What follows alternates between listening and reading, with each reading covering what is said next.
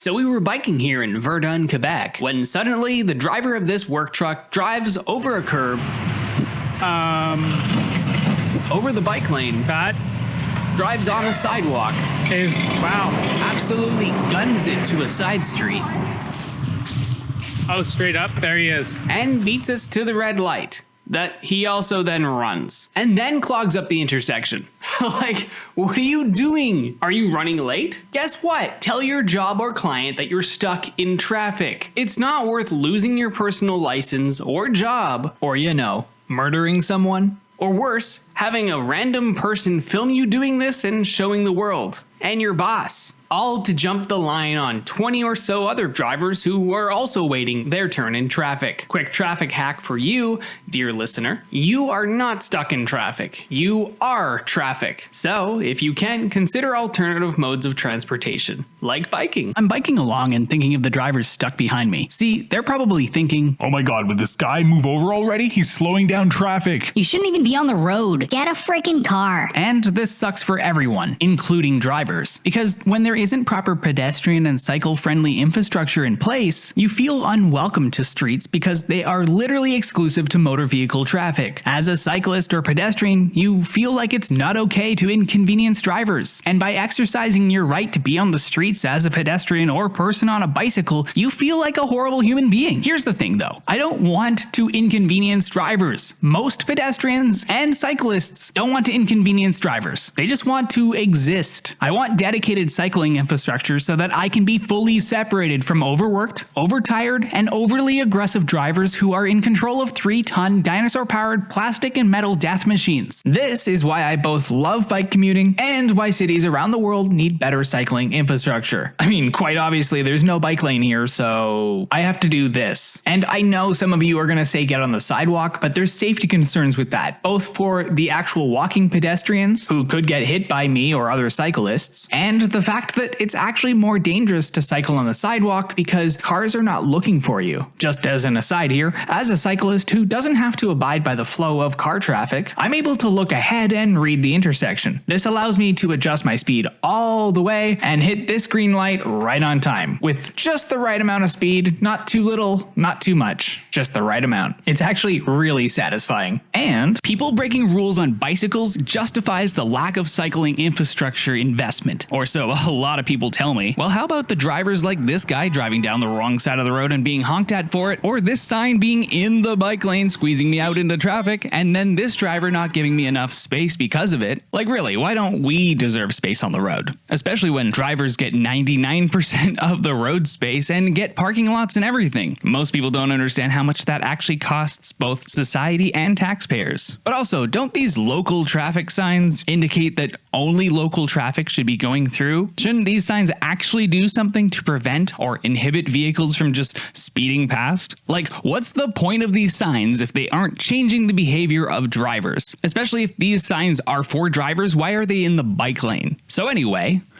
this sign somehow got moved over because vulnerable road users need safe passage. Here's how you properly lock your bike to a bike rack, and it's not this way. Please don't do it this way. I was out and about and saw this. No wonder people have their bikes stolen so often. The first thing that's wrong with this is that the person's front wheel is a quick release wheel, which just means that the U-lock that they're using is quite literally just locked to a wheel that can pop right off, which is ridiculous. That's right, the whole frame can be stolen within 5 seconds. The second reason is even if you are using pinhead skewer locks with unique key sets like we have on all of our bikes, you're still just one wheel away from losing your entire bike frame, which is, the expensive part, and your bike. Although in this case, this bike rack is inside a camera monitored bike cage at a large institution, so it's pretty safe. Just doing this anywhere else is not safe. In the future, if you want to lock your bike properly, lock your frame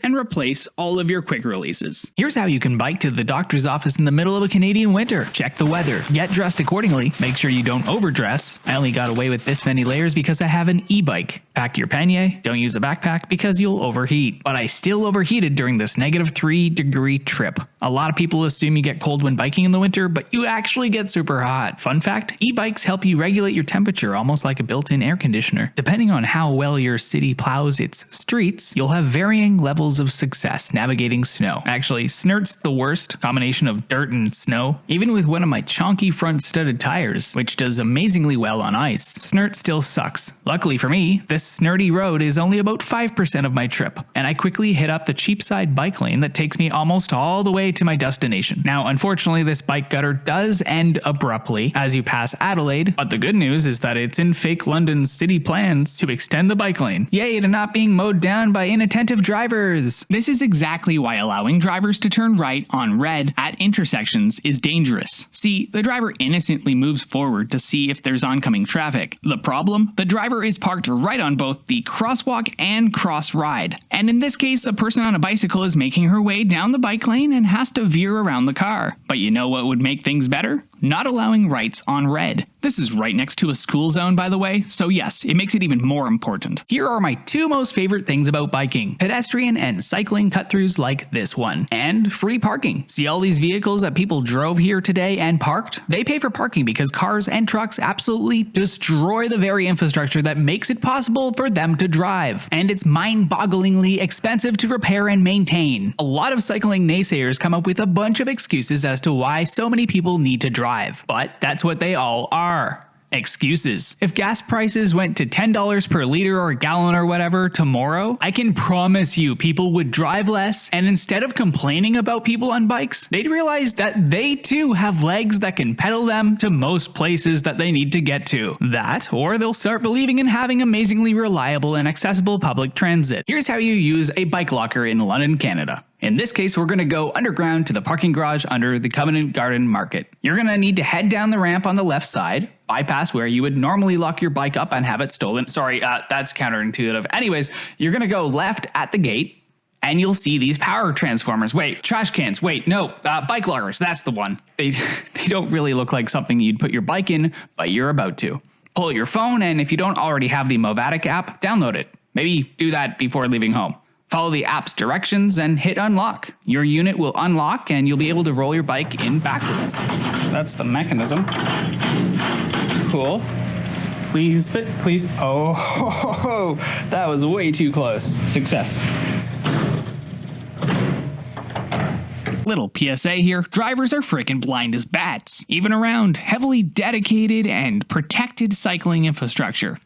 Drivers, it's your responsibility to be aware of everyone and everything around your dangerous vehicle. Thanks for the guy turning left noticing me. I appreciate that. The truck driver can screw right off. Here's how you politely and confidently bike through Gibbons Park here in London, Ontario, Canada on a wintry day. Not that we have much winter here, for all those naysayers telling me you Can't bike for 6 months of the year in Canada. There's only been like 3 days this year where I was like, nah, it's too cold and snowy today. So I didn't bike. I mean, I could have, but I just waited to do groceries until the next day. Anyway, I ring my bell here far off in the distance for these two ladies to move over. They're not required to, but it is nice of them because it's kind of hard to bike in this. This guy didn't give a shit though. Hey man, I just didn't want to crash into you because turning in the snow is hard. I gave you fair notice because jump scares are not appreciated by most people. As for the conditions of the Thames Valley Parkway, it's not great, but at least it's not snurty. And here, I turn onto a snurty road. Dang it, not again! This is inexcusable. We were driving at the 40km/h speed limit in this residential neighborhood when we noticed this driver approaching us pretty damn quickly. When suddenly, this driver just absolutely floors it right past us, probably at 60 or 70 kilometers an hour. We'd seen some kids on the other street too, so as we are, whether we're on bikes or driving death machines, we were being cautious, as you should be. Again, the posted speed limit is 40 kilometers an hour. That's for a reason, because going 60 increases the chance of severe injury and death upon collision for pedestrians by a lot. It also decreases your reaction time, which increases the chance of those collisions happening in the first place. This is totally uncalled for, and it's all to pick up a friend and then to speed off again. I literally don't care what your justification for speeding is. A lack of planning on your part shouldn't equal a death sentence to pedestrians or other drivers. This southbound newish bike lane is technically a bike gutter, but it's a good bike gutter in my opinion. This is what it looked like before. And now look at it. It grew up. Yeah, it could be better, but look at this part. This is what it looked like before, and this is it now. They added a bike lane and kept the parking. It is so possible. Like, this road was so wide before that it was insane. Now, it's still wide, and you still have parking, and you still have a bike lane. Here's how you avoid traffic. You bike. Oh my god, there's still traffic on the bike paths? Are you kidding me? These freaking Cobra chickens, they just won't get out of my way. I mean, come on, look at them. I have places to be too, ya peasants. Learn to drive. Get a car. Sir? Hi. Sponsored by the International Carbrain Association. Yup. Hey, let me take a picture of my phone. What do you mean? You're on the sidewalk. Mind your business. I am. It's all good. I'm just looking at the no parking sign. Mind your business. I am. It's all good. This all started when the driver of this SUV saw me taking a photo of her illegally parked in the middle of a sidewalk.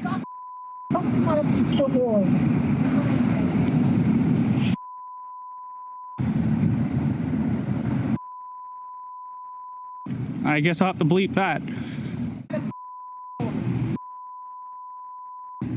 Okay. Okay, cool. Do you understand the concept of sidewalks?